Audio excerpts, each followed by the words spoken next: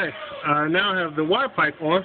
What I'd like to show you is how easy it is to fit the piping against each other. I went ahead and just got that bolted up, and then you see here, I've got the rubber hanger. It's a little difficult to get that in there, so what I'm going to do is take some kind of lubrication, WD-40 products, or similar to WD-40. I'm going to get this up here. I kind of do this with one hand, because one hand needs to hold the phone, so that you can see it.